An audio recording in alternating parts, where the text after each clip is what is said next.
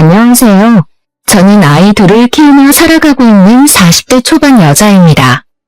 저는 밤낮 없이 일할 때가 많은데 매일 이곳에 재미있는 사연 들으며 일하다 보면 시간도 금방 가고 친구가 옆에서 말해주는 기분이라 참 좋아요. 누구나 가슴속에 말 못한 사연 하나씩 품고 있기 마련이잖아요. 얼마 전에 아주 기막힌 일을 겪고 이곳에 사연을 보내면 좋겠다는 생각이 들더라고요. 그래서 이렇게 용기를 내어 사연을 적어봅니다. 저는 지금도 그 일을 생각하면 가슴이 떨리는데요. 거의 1년 만에 전 시모를 마주쳤기 때문이랍니다. 화장실에서 너무나 우연히 마주친 시모가 갑자기 제 앞에서 무릎을 꿇고 사정을 하기 시작하더라고요. 애미야, 내가 정말 미안하다. 내가 이렇게 빌 테니 넓은 마음으로 한 번만 봐주면 안 되겠니? 아무리 그래도 예정이 있잖니. 그렇게 구박을 했는데 우리 사이에 무슨 정이 있어요? 당장 고소할 테니까 법대로 해요. 제발 한 번만 받아오. 내가 이렇게 빌마. 내가 그런 큰 돈이 어디 있겠니? 왜 시모가 저에게 이렇게 빌게 된 건지를 이야기하려면 결혼 전부터 이야기를 해봐야 할 것 같아요. 동생이나 친구의 이야기를 듣는다고 생각하시고 편안하게 저의 이야기를 들어주세요. 저는 어린 시절 그리 넉넉한 형편의 가정에서 자라진 않았어요. 부모님도 항상 바쁘게 일을 하셨기에 동생과 집에서 둘이서만 있는 날이 흔했죠. 그래서 5년 중에 나중에 아이가 생기면 옆에서 같이 있어주는 엄마가 되고 싶다고 생각을 했던 것 같아요. 저는 일찍부터 경리로 사회생활을 시작했는데 같은 공장에서 생산직으로 일하던 남편을 만나게 되었죠. 2년 정도 공개 아닌 공개 연애를 하다가 자연스럽게 결혼까지 흘러가게 된 것 같아요.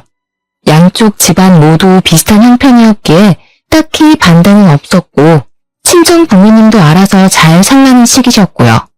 하나 걸리는 게 있다면 남편은 홀어머니와 둘만 살고 있었는데요. 남편이 아주 어릴 때 아버지가 돌아가시고 어머니 혼자 시장에서 장사를 하시면서 힘들게 키우셨다고 해요. 그래서 둘이 사이가 아주 좋고 남편도 자기 어머니라면 아주 꿈뻑 죽더라고요. 저는 첫째 아이가 태어날 때까진 같은 공장에서 계속 일을 했다가 아이를 돌봐야 했기에 전업주부로 지내게 되었어요. 사실 20대 초반부터 계속 일을 했어야 해서 집에서 하루 종일 혼자 있으니 처음엔 좋더라고요. 물론 아기를 키우는 게 너무 힘들어서 그런 여유를 즐길 사이는 없었지만요. 남편은 3교대로 일을 다녔기 때문에 육아는 전혀 손도 대지 않았어요. 아이 기저귀 한 번도 갈아준 적이 없답니다.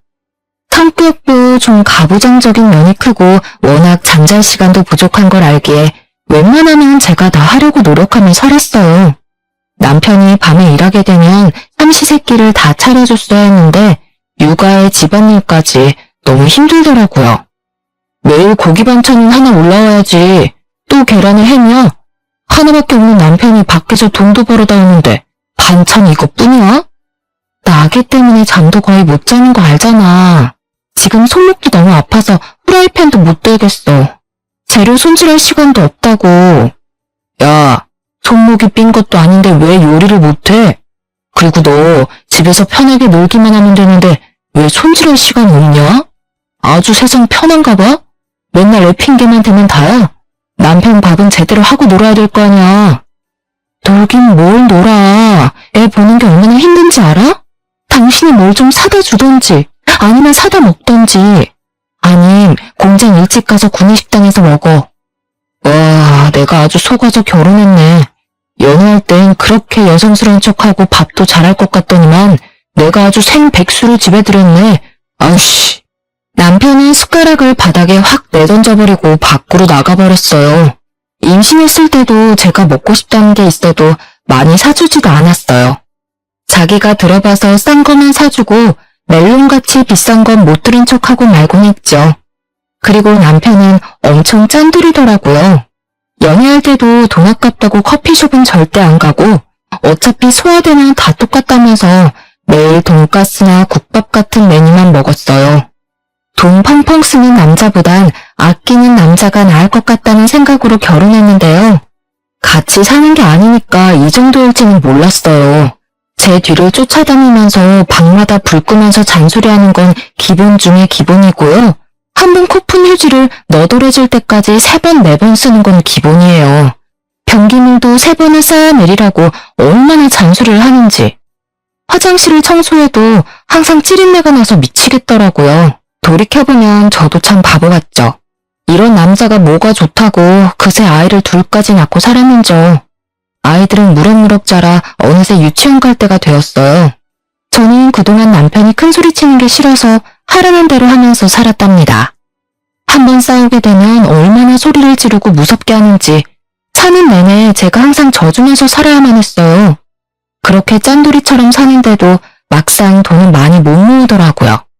돈 아낀다고 남들 먹는 것처럼 먹지도 못하고 누리지도 못하면서 사는데 10년이 다 돼가도 남편이 주는 생활비는 그대로였습니다. 여보, 이제 애들 유치원도 다녀야 되는데 생활비 좀 올려줘. 한 달에 50만 원은 정말 너무 적어.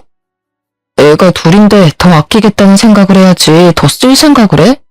당신도 지금보다 좀 더 아껴 쓸 궁리를 좀 해봐. 우리 엄마는 그렇게 가난한데도 아끼고 아껴서 나 키웠어. 당신은 왜 못해? 내가 당신 어머니야? 그리고 지금 시대가 같아? 언제적 얘기를 하는 거야. 요즘 물가가 얼마나 올랐는지 당신이 마트에 좀 가보라고. 참나, 마트가 비싸면 재래시장에 가서 장을 봐. 맨날 편하게 마트만 다니려고 하지 말고. 아, 장모님은 뭐 김치 같은 것 좀 해서 안 보내주신대? 우리 엄마 요즘 무릎 아파서 고생하는 거 몰라서 그래? 그러는 어머님은 가까이 사시면서 도와주시는 것도 없잖아. 당신이 가까이 사는 어머님한테 부탁을 해봐봐. 우리 엄마는 이제껏 나 키우느라 고생만 했는데 또 반찬 해나르면서 고생만 하라고? 넌 우리 엄마가 만만하냐? 어찌나 자기 엄마 이야기만 나오면 부르르 떠는지. 누가 보면 제가 시어머니 흉이라도 본 줄 알겠어요. 남편이 월급을 관리하기에 저는 확실히 얼마를 벌고 저축을 하는지도 전혀 알지 못했죠. 가끔 물어보면 자기가 다 알아서 한다면서 딱 잘라버리더라고요.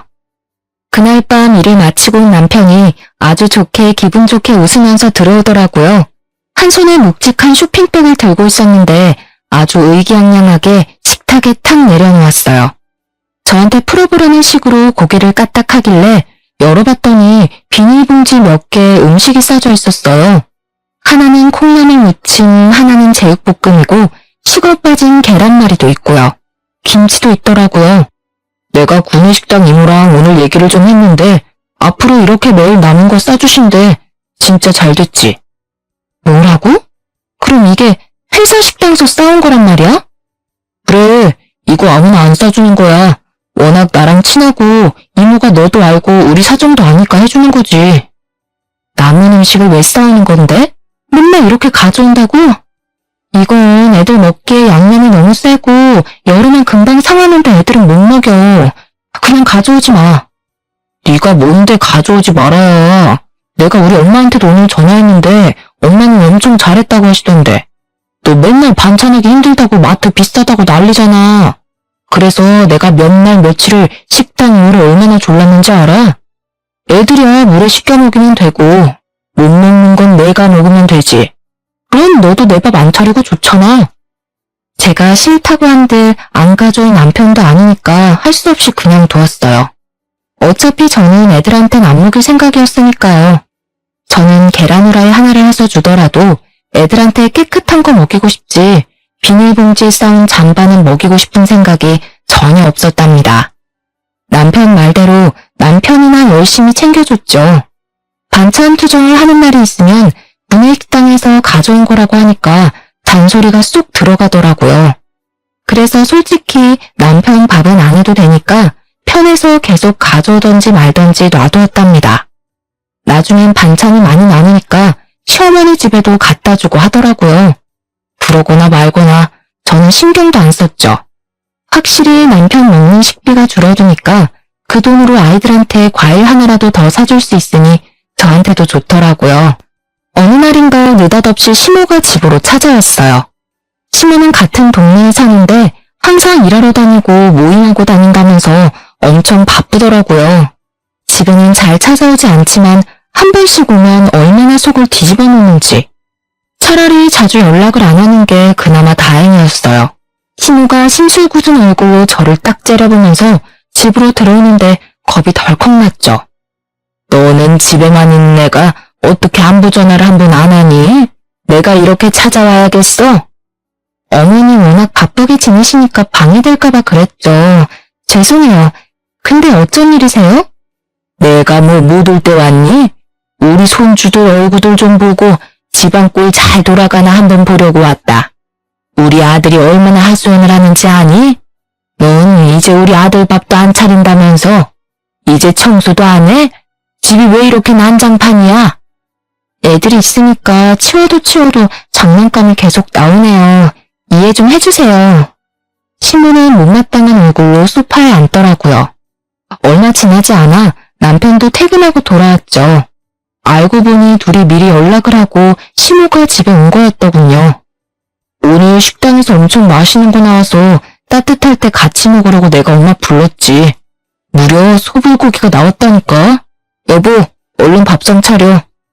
둘이 얼마나 맛있다면서 개걸스러 먹는지 보고 있던 제 입맛이 달아나더라고요.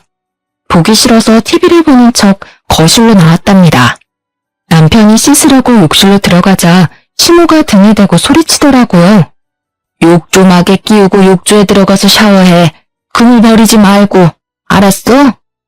시모가 뭘 하려는지 영문을 모르겠더라고요. 남편이 다 씻고 나오니까 시모가 말하는 게 가관이었어요. 아까 보니까 빨래할 거 많던데. 그 욕조물을 받아다가 세탁기 돌려라. 그럼 물도 절약되고 얼마나 좋니? 난 요즘 항상 그렇게 한다. 네? 씻고 나온 물로 세탁기에 넣으라고요?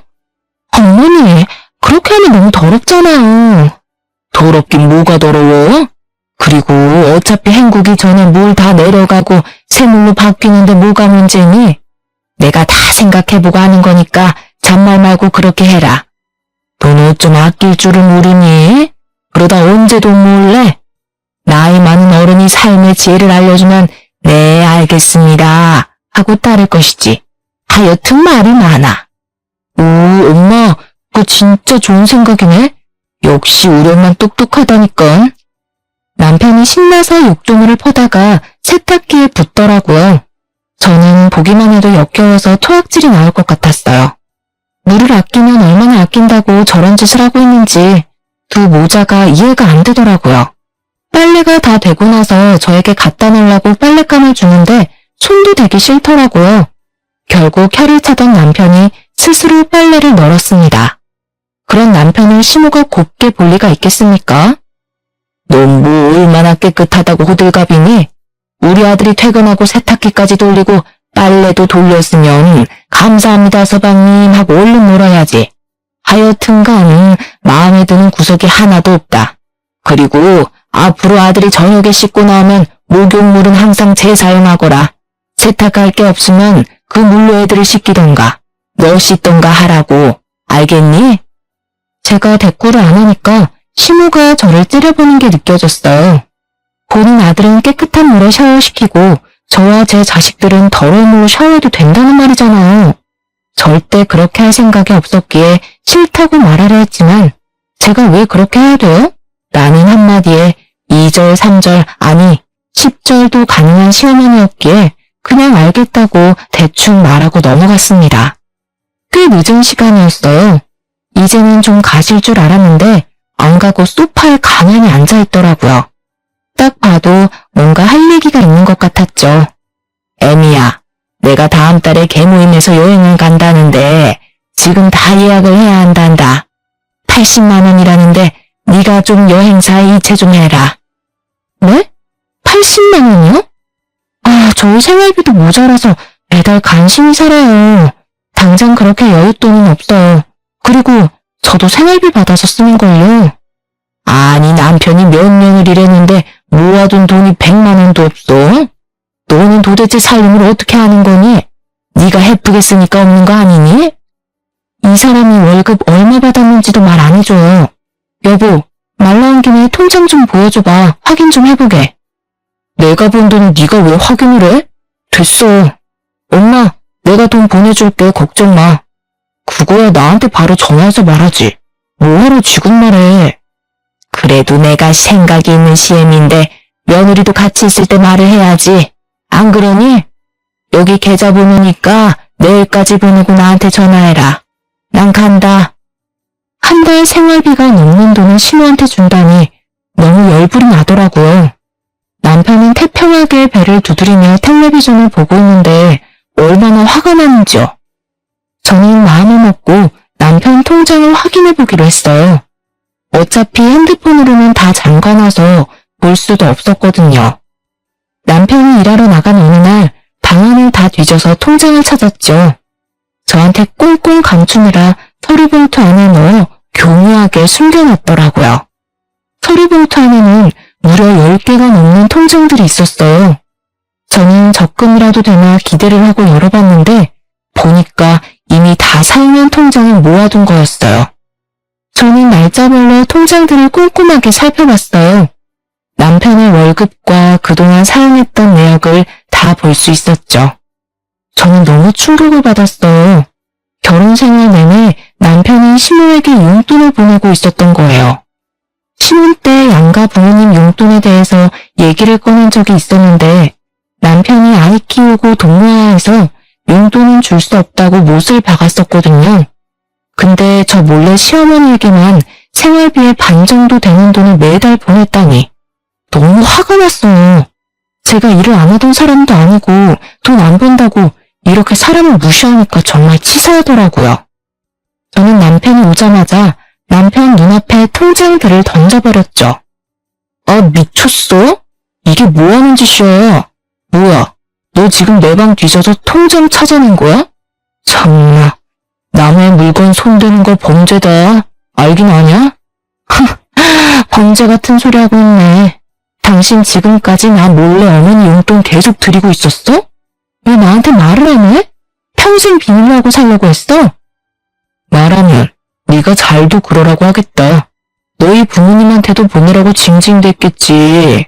우리 엄마는 혼자 계시는데 당연히 생활비를 드려야지. 장인어른은 경비를 하셔서 돈도 버시잖아. 두 분은 우리 엄마보단 형편이 낫잖아, 안 그래? 우리 엄마 아빠 형편이 어떤지 당신이 가보기나 했어? 명절 때도 맨날 일한다고 몇 년째 가지도 않았잖아. 아빠 허리 아파서 경비 관둔 지가 언젠데. 왜 당신 마음대로 하냐고. 우리가 부부 맞아? 야, 내가 번 돈 내가 쓴다는데 네가 뭔 상관이야. 돈 벌어다가 너랑 애들 살 생활비 꼬박꼬박 주면 되는 거 아니야? 그럼 나머지 돈은 다 어디다 쓰는데 적금 들면 다 보여줘봐. 통장 다 보여달라고. 이게 왜 들어오자마자 바가지야? 왜 내가 내 돈을 너한테 보여줘? 절대 안 돼. 내 돈에 손댈 생각도 하지 마. 남편은 화를 내면서 다시 밖으로 나가버렸어요. 그동안 저는 남편이 주는 돈으로 최대한 아껴 쓰면서 살림을 하려고 노력해왔어요. 그러다 보면 우리도 아파트로 이사도 가고 남부럽지 않게 살 수 있을 거란 희망 하나 가지고 말이죠. 하지만 이젠 처절하게 깨닫게 된 거죠. 제가 함께 모으고 있다고 생각했던 돈은 우리가 아니라 남편의 돈이었다는 걸요. 그동안 밖에서 커피 한 잔도 못 사 먹으면서 미련하게 아꼈던 제 자신이 너무 비참하게 느껴졌어요. 저는 더 이상 남편의 무시를 참을 수가 없어서 저도 돈을 벌기로 결심했죠. 항상 돈이 워낙 부족하다 보니 집에서 할 부업도 알아보고 뭘 해보면 좋을지 생각도 많이 해봤었는데요. 요즘 온라인으로 물건을 판매하는 사업을 해서 크게 성공한 주부들 이야기를 보니 저도 한번 도전해보고 싶은 마음이 있었어요. 하지만 제가 가진 돈은 10원 하나 없었죠. 일단 온라인 사업을 하려면 100만 원이라도 있어야 하니 돈 하나 없는 현실이 얼마나 서글프던지요. 저는 며칠 동안 남편을 투명인간 대하듯이 대했어요. 어차피 남편 밥은 안 하니까 혼자 차려 먹든지 말든지 쳐다보지도 않았죠. 저는 아이들과만 밥 해먹고 얘기하고 노니까 오히려 편하더라고요. 참다 못한 남편이 저에게 말을 붙이더라고요. 내가 생각을 좀 해봤는데 그동안 내가 장인 장모님한테 신경을 덜 쓴 것 같아. 우리 엄마는 가까이에 사시니까 더 챙기게 되는 건 사실이잖아. 내가 미안하니까 이번 주말에 처갓집에 가서 제대로 한번 저녁 사드릴게. 어때? 그래, 알았어. 근데 당신은 지금 여윳돈 얼마나 있어? 나 100만 원만 줘. 뭐? 100만 원? 야, 100만 원이 어디 개 이름인 것처럼 쉽게 말한다. 그 돈으로 뭐 하려고 생전 안 하던 말을 해? 나도 일 좀 해보려고. 온라인으로 물건 파는 것 좀 해보려고 해.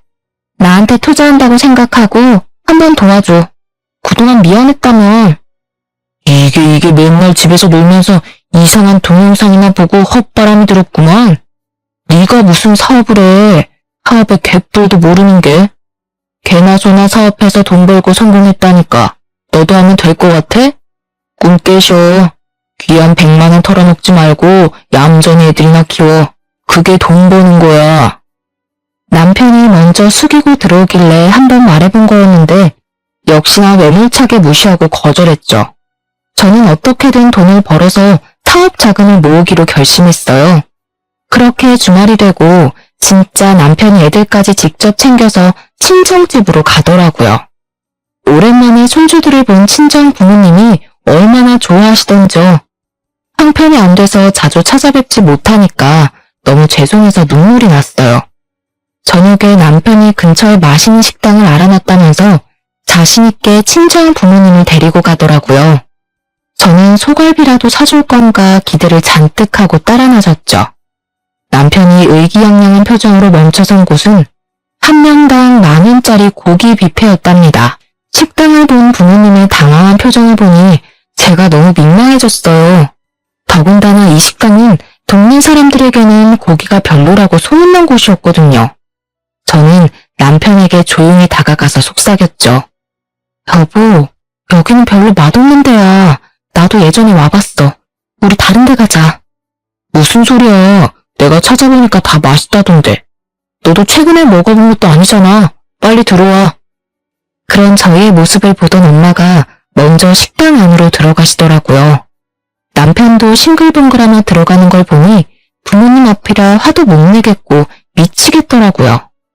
역시나 고기는 맛이 없었는데 공짜라면 양잿물까지 마실 남편은 쩝쩝거리며 엄청 맛있게 먹더라고요. 부모님도 조금 드시다 된장찌개에 밥을 말아 드시고 있는데 너무 죄송한 마음에 눈물이 다 났어요. 부모님을 모셔다 드리고 집에 오는 내내 차 안에서 눈물을 참느라 힘들었죠. 그런 저와는 반대로 남편은 아주 신나 보이더라고요. 너는 남편 잘 만나서 호강하는 거야. 오늘 나 덕분에 장인 장모님 아주 맛있게 드시는 거 봤지? 잘 먹긴 뭘 잘 먹어. 당신이나 맛있게 먹었지. 차라리 돼지갈비집이라도 가는 게 낫지 10,000원짜리 뷔페가 뭐야? 부모님 보기에 민망해서 혼났어. 뭐? 잘 먹어놓고 똥딴지 같은 소리야. 돼지갈비 1인분이 얼마인지 알아? 그런데 가느니 뷔페 가서 실컷 먹는 게 낫지. 너는 사주도 말리냐? 왜 그런 걸 당신 혼자 생각하냐고. 호감? 당신이 그렇게 말할 자격 있어? 내가 생활비 아껴갈 때마다 시어머니 용돈 주고 있었으면서 1인당 10,000원 하는 뷔페 한 번 데려다 준 걸로 호강하는 거라고? 내가 우리 부모님 보기 창피해서 너 같은 애랑 못 살겠다. 알겠어? 저야말로 푸대접 하다 못해 친정 부모님도 업신여기는 남편과는 더 이상 살지 못하겠다는 생각이 들었어요. 그렇다고 애들한테 살가운 아버지도 아니고 제가 혼자 다 키웠기 때문에 애들은 아빠와 정도 잘 없거든요. 왜 내가 이 남자 집에서 가정부처럼 살고 있어야 하나요? 제가 스스로 돈 벌어서 우리 부모님께 소갈비도 부담 없이 사드리고 애들한테도 마트에서 가격표 안 보고 먹고 싶은 것 다 사줘야겠다고 결심했죠. 집 근처에 큰 마트가 있었는데 가끔 아르바이트를 구하더라고요. 근데 아이들 유치원에 가 있는 시간과 일하는 시간이 딱 맞아서 언제 구인 공고가 날까 기다리고 있었어요. 드디어 사람을 구한다고 해서 얼른 가서 면접을 봤답니다. 바로 다음 주부터 일하게 되었는데 드디어 내 힘으로 돈을 벌 수 있다고 생각하니까 너무 신이 났죠. 저는 남편에게도 바로 통보를 했는데 반응이 뜻밖이더라고요. 그거 몇 시간에서 꼴랑 얼마나 번다고 그래. 집에서 살림이나 하고 애들 돌보는 게 돈 버는 거라고 몇 번이나 말해. 애들 유치원 갔다 오는 시간 사이에 하는 거라 충분히 할 수 있어. 꼭 할 거니까 말리지 마. 오랜만에 일을 하니까 일주일 정도는 적응하느라 너무 힘들었는데요. 시간이 지날수록 같이 일하는 분들도 잘한다고 칭찬해 주시니까 점점 일이 재미있어지더라고요. 매일 집에서 애들이랑 지지고 볶다가 사회 활동을 하니 몸은 힘들지만 생활 자체가 활기차게 변했답니다. 그렇게 한 달을 일하고 월급을 처음 받았는데 진짜 눈물이 나더라고요. 아이들이 그렇게 갖고 싶다고 노래를 부르던 장난감도 사주고 친정 부모님께도 얼마 안 되지만 용돈도 보내드렸어요. 이제야 사람 사는 것 같더라고요. 그렇게 몇 달을 돈을 모아 온라인 사업을 해볼 돈도 차곡차곡 모으고 있는 중이었죠. 그날도 마트에서 채소들을 정리하고 태그를 붙이는 작업을 하고 있었어요. 입구에서부터 떠들썩한 소리가 나더니 아줌마들 대여섯 명이 들어오더라고요. 얼마나 시끄럽게 웃고 떠들던지 다른 사람들이 다 쳐다볼 정도였어요. 그런데 그 중에 시모가 있더라고요. 옷도 아주 화려하게 입어서 누가 보면 부잣집 사모님인 줄 알겠더라니까요.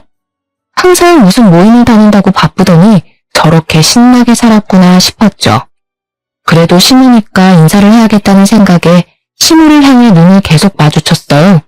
기척을 느꼈는지 시모가 제 쪽을 돌아보고는 기함을 하며 놀라더라고요. 그러더니 친구들을 데리고 서둘러서 마트를 나가버렸답니다. 저는 제가 뭘 잘못한 게 있나 싶어 어리둥절하고 기분도 은근히 나쁘더라고요. 그날 저녁에 퇴근해서 애들과 밥을 먹고 있는데 초인종이 세게 울리는 게 아니겠어요? 역시나 신우가 고가한 눈빛을 하고 쳐들어오더라고요. 아니 너 무슨 일 한다고 하더니 그 마트에서 일하는 거였어? 저 보신 거 맞네요? 근데 왜 모르는 척 하셨어요? 야, 그럼 친구들한테 저 꼬질꼬질한 옷 입고 오이 나르는 애가 내 며느리라고 말하라는 거야? 내 친구들은 예전부터 다 네가 대기업 다니는 줄 아는데 누굴 망신 줄 일 있어? 왜 그런 거짓말을 하세요?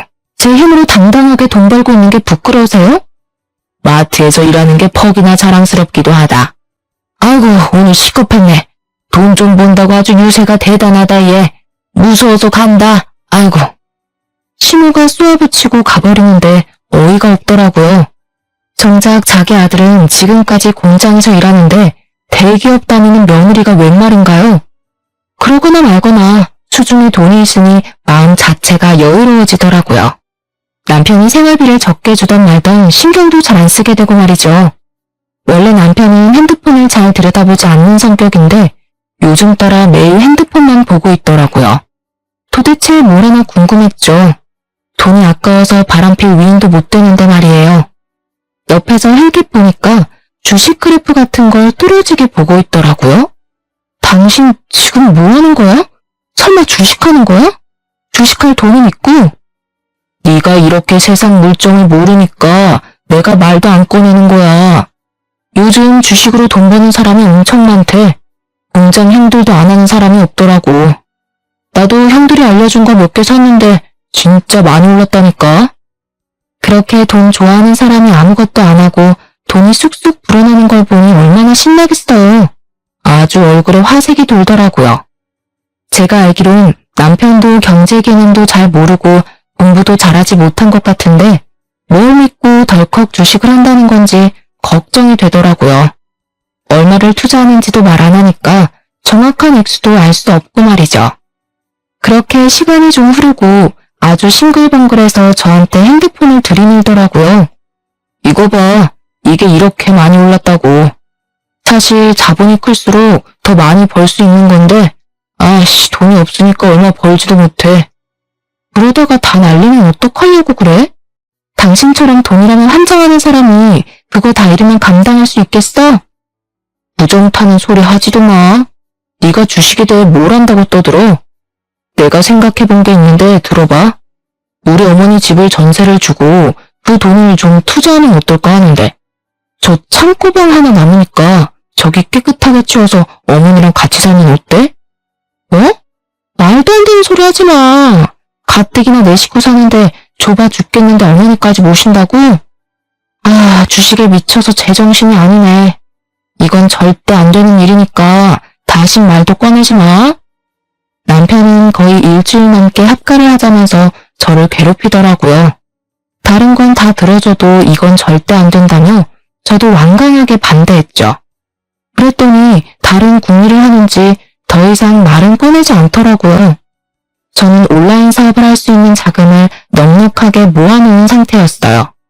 본격적으로 물건을 사보고 온라인에 올려보면서 저만의 사업을 시작했죠.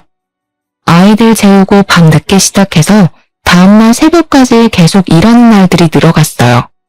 너무나 피곤했지만 일이 정말 재미있고 주문도 한두 개씩 들어오니까 신기하고 힘이 나더라고요. 남편이 알면 분명히 못하게 할 게 뻔해서 베란다에 택배 상자를 숨겨두고 남편이 없을 때 몰래 포장하고 택배를 보냈는데요. 주문량이 점점 늘기 시작하니까 택배 상자를 숨기기가 힘들어지더라고요. 결국엔 남편이 베란다에서 상자를 발견했는데 소리를 지르면서 상자를 저한테 막 던지기 시작하는 게 아니겠어요? 이놈의 여팻니야. 내가 쓸데없는 짓 하지 말라고 했지. 너 인터넷으로 물건 파는 거 나 몰래 하는 거 맞지? 돈 조금밖에 안 들였어. 그리고 물건도 꽤 잘 팔려서 돈도 벌었어. 마트 가서 돈 좀 번다고 네 맘대로 돈 써제끼고 다니냐? 그거 할 돈으로 차라리 애들 떡볶이나 한번 다 사 먹여라. 당장 안 그만둬? 투자한 거보다 돈을 더 벌었다니까? 내가 당신처럼 주식을 했어 뭘 했어? 돈 벌고 있다는데 왜 못하게 해?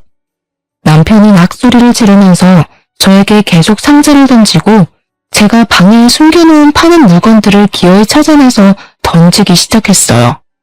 제가 달려가서 물건들을 몸으로 막고 하지 말라고 악을 썼죠. 남편은 씩씩대며 집을 나가버렸고 저는 꾹꾹 울면서 박살난 물건들을 치웠답니다. 저는 남편을 위해 저의 인생을 희생했는데 남편은 제 삶이 앞으로 나아가는 걸 도와주기는커녕 제 발목을 잡고 있다는 걸 깨달았죠. 저는 더 이상 남편과는 살 수 없겠다는 생각이 들더라고요. 더군다나 최근에 남편은 주식으로 돈을 엄청 잃은 것 같았어요. 매일 핸드폰을 보며 중얼거리고 눈이 벌게져서는 욕짓거리를 늘어놓았죠. 그러더니 기어말 소리를 늘어놓았답니다. 지금 물타기를 해야 돼. 집 좀 담보로 해서 돈을 빌려야겠어. 당신 진짜 미쳤어? 이 집 날라가면 우리 어디서 살라고. 절대 안 돼. 내 말 안 들으면 당장 이혼이야? 이 집이 내 명의인데 네가 뭔 권리로 안 된다고 하는 거야? 이혼? 네가 나랑 이혼하면 잘 살 수 있을 것 같아? 당장 한 달도 안 돼서 돈 없다고 살려달라고 기어들어올게. 어디 그런가 안 그런가 두고 보면 알겠지. 우리 이혼해. 너 절대 다시 안 받아줄 거니까 각오해. 애들도 네가 다 데려가. 우리는 그렇게 합의 이혼을 했고 힘들었던 저의 결혼 생활도 끝나게 되었답니다. 오히려 이렇게 쉽게 이혼이 되니까 얼떨떨하기도 하더라고요. 저는 친권과 양육권 모두 갖고 아이들과 친정 부모님 댁으로 들어갔죠. 친정 부모님도 걱정은 되셨겠지만 전 남편이 지금껏 저에게 어떻게 했는지 아셨기에 저를 이해하고 도와주시려고 하셨어요. 저는 오히려 전 남편과 시무를 더 이상 보지 않고 친정 부모님과 아이들과 살아가니 더 행복하고 생활도 편해졌답니다. 저는 친정 부모님이 사시는 동네에 있는 다른 마트에서 일하면서 온라인 사업에도 더욱 집중했는데요. 한번 잘 팔리기 시작하니까 판매량이 기하급수적으로 늘기 시작했어요. 6개월 만에 저는 1년치 연봉 정도까지 볼 수 있었답니다. 저도 놀라고 지켜보시던 친정 부모님도 엄청 놀라셨죠. 저는 완전히 온라인 사업에만 매진했고 1년 만에 매달 월 2천만 원까지 벌 수 있었답니다. 온라인에서 만난 저와 비슷한 나이대의 사업가들을 만나는 모임에서 지인들도 많이 사귈 수 있었는데요. 지인들이 많이 도와줘서 사업도 더 발전할 수 있었고 외모적으로도 많이 달라질 수 있었죠. 돈을 많이 버니 확실히 마음의 여유가 달라지고 씀씀이도 달라지더라고요. 저는 서울의 친정 부모님과 아이들과 함께 살아도 넉넉한 큰 아파트도 매매할 수 있었답니다. 여유로워진 생활 덕에 집에서는 웃음이 끊이지 않았죠. 어느 날 저녁 저는 한 달에 한 번 열리는 사업가 행사가 있어서 자주 가던 호텔에 지인들과 함께 갔죠. 그 호텔 레스토랑에서 친구들을 자주 만나서 이미 VVIP였는데 이번 행사는 이 호텔의 사장이 주최하는 거라 연회장에서 크게 열렸답니다. 저는 연회장에 들어가기 전에 화장실에서 화장을 고치고 있었어요. 근데 옆에서 청소하는 아주머니가 혼잣말로 궁시렁대면서 대걸레를 아무렇게나 휘저으며 청소를 하고 있더라고요. 좀 거슬렸지만 계속 거울을 보고 있는데 그때 거울 안에서 고개를 올린 청소 아주머니와 눈이 마주쳤죠. 저는 깜짝 놀라서 뒤를 돌아봤어요. 바로 전 시모였거든요. 시모도 놀라서 저를 쳐다보다가 위아래로 저를 계속 훑어보더라고요. 어머, 이게 누구야? 네가 이렇게 비싼 호텔은 어떻게 왔대? 보나마나 나처럼 일하러 온 거겠지. 여기 오늘 무슨 파티가 있다던데 거기서 일하는 거니? 근데 왜 이렇게 옷을 차려입었어? 보아하니 이혼하고 아주 막 사는 모양이네. 말 가려 해요. 나 여기 손님으로 온 거예요. 나가게 저리 비켜요. 손님 좋아하네. 네가 뭔데 이 으리으리한 호텔에 손님으로 왔다는 거야? 나한테 그걸 믿으라고? 아이고, 이 구두는 뭐야? 너한테 이런 게 어울리기나 해? 그때였어요. 시모가 대걸레로 제 구두를 마구 문질러대는 게 아니겠어요? 저는 너무 놀라서 소리를 질렀죠. 이게 뭐 하는 거예요? 이 여자가 진짜 미쳤나? 이게 얼마짜린 줄 알아? 당신 월급 6개월을 모아도 못 사는 거야. 아이고, 시장 가서 10,000원이면 살 거 가지고 웃기고 있네. 어디서 거짓부렁이야? 이게 뭔 사기꾼 됐나 아주 기세가 대단하네. 어디 시어머니한테 반말짓거리야. 이혼한 지가 언젠데 시어머니야. 당장 변상해. 절대 합의는 없으니까 어디 한번 해보자고. 시모가 이번에는 대걸레로 제 머리를 문대려고 달려들더라고요. 저는 얼른 시모의 발을 걸어서 넘어뜨려 버렸어요. 시모가 넘어지면서 중심을 잡지 못하고 대걸레반 통이랑 같이 굴러넘어졌답니다. 그 바람에 시모의 옷이 구조물로 다 젖었어요. 화가 난 시모가 제 머리채를 잡으려고 달려들길래 제가 소리를 삑 지르며 화장실 밖으로 나갔어요. 제 소리를 들은 지인들이 화장실로 몰려왔죠. 제 구두와 발목이 구조물로 엉망이 되어 있는 걸 보고 놀라더라고요.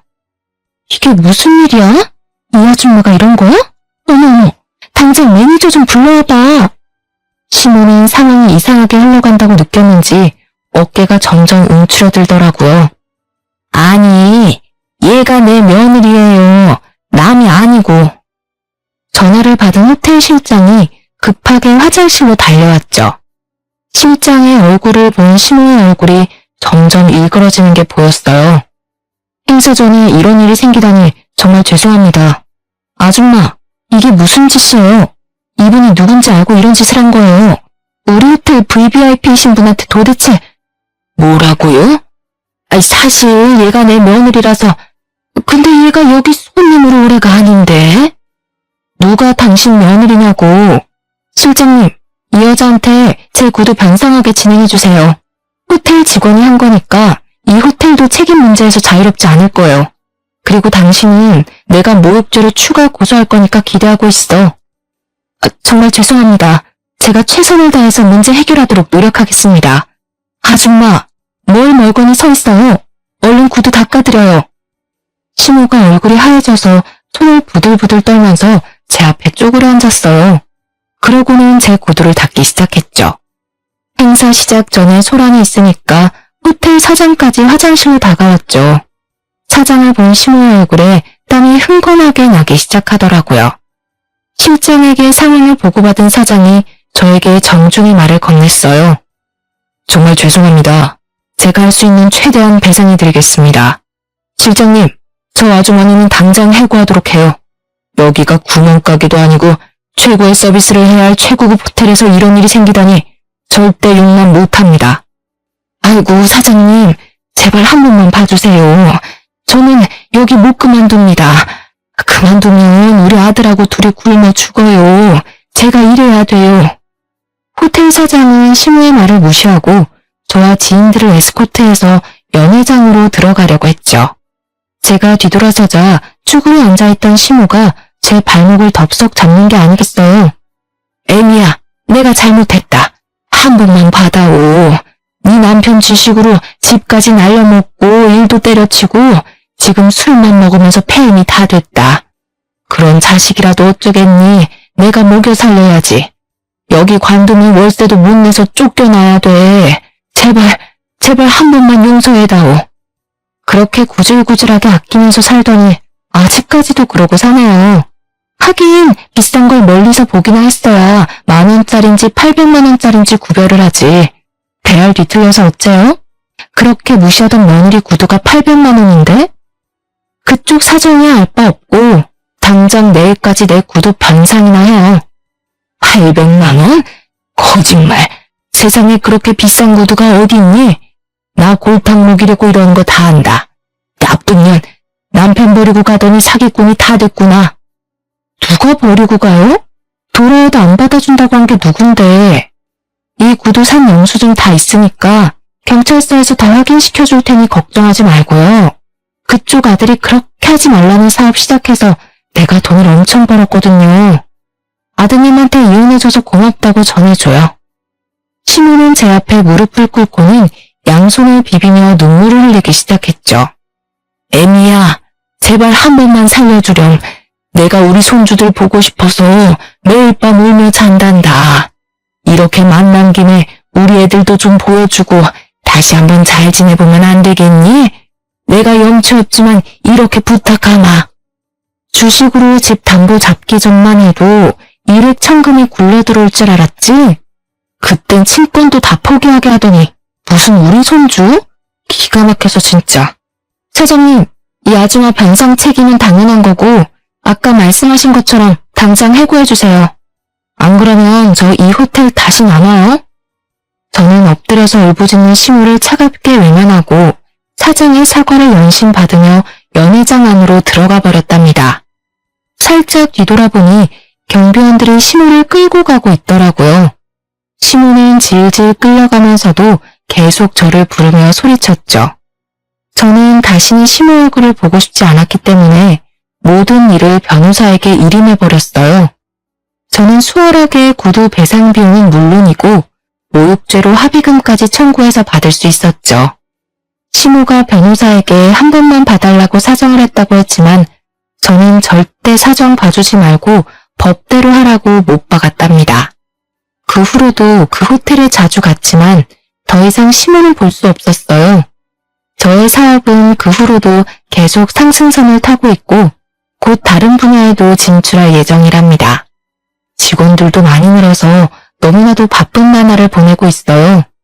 저는 제가 전업주부가 잘 어울릴 거라고 생각했는데 지금은 주변 사람들도 완전히 사업가 체질이라고 말을 하더라고요. 지난날에 저는 너무나 어리석게도 스스로 한계를 두고 살고 있었어요. 저도 소중한 사람이고 무궁한 가능성이 있었는데 제가 아닌 전 남편이나 아이들에게서만 그 가능성을 찾으려고 했던 것 같아요.